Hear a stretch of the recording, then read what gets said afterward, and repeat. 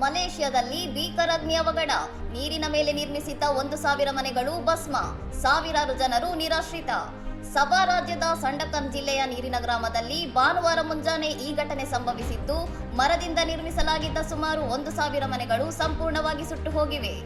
ಈ ಹೃದಯ ವಿದ್ರಾವಕ ಘಟನೆಯಿಂದಾಗಿ ಸುಮಾರು 9,007 ನಿವಾಸಿಗಳು ಸಂಕಷ್ಟಕ್ಕೀಡಾಗಿದ್ದು, ಬಡ ಕುಟುಂಬಗಳು ವಾಸಿಸುತ್ತಿದ್ದ 10 ಎಕರೆ ವಿಸ್ತೀರ್ಣದ ಪ್ರದೇಶ ಬೆಂಕಿಗಾಹುತಿಯಾಗಿದೆ. ಕಿರಿದಾದ ರಸ್ತೆಗಳಿಂದಾಗಿ ಅಗ್ನಿಶಾಮಕ ವಾಹನಗಳು ಸ್ಥಳಕ್ಕೆ ತಲುಪಲು ಅಡ್ಡಿಯಾದವು ಮತ್ತು ಸಮುದ್ರದಲ್ಲಿ ಉಬ್ಬರವಿಳಿತ ಕಡಿಮೆ ಇದ್ದ ಕಾರಣ ನೀರು ಪಡೆಯುವುದು ಅಗ್ನಿಶಾಮಕ ದಳಕ್ಕೆ ಸವಾಲಾಗಿತ್ತು. ಅದೃಷ್ಟವಶಾತ್ ಘಟನೆಯಲ್ಲಿ ಯಾವುದೇ ಪ್ರಾಣಾಪಾಯ ಅಥವಾ ಗಂಭೀರ ಗಾಯಗಳು ವರದಿಯಾಗಿಲ್ಲ. ಬಲವಾದ ಗಾಳಿಯು ಬೆಂಕಿ ವೇಗವಾಗಿ ಹರಡಲು ಕಾರಣವಾಯಿತು ಎಂದು ಅಧಿಕಾರಿಗಳು ತಿಳಿಸಿದ್ದಾರೆ. ಮಲೇಷ್ಯಾ ಪ್ರಧಾನಿ ಅನ್ವರ್ ಇಬ್ರಾಹಿಂ ಅವರು ಘಟನೆಗೆ ವಿಷಾದ ವ್ಯಕ್ತಪಡಿಸಿದ್ದು, ಸಂತ್ರಸ್ತರಿಗೆ ತಕ್ಷಣದ ನೆರವು ಮತ್ತು ತಾತ್ಕಾಲಿಕ ವಸತಿ ಒದಗಿಸಲು ಅಧಿಕಾರಿಗಳಿಗೆ ಸೂಚನೆ ನೀಡಿದ್ದಾರೆ. ಇನ್ನಷ್ಟು ಸುದ್ದಿಗಳಿಗಾಗಿ ನೋಡ್ತಾ ಇರಿ ಸೌರಂ ಟಿವಿ.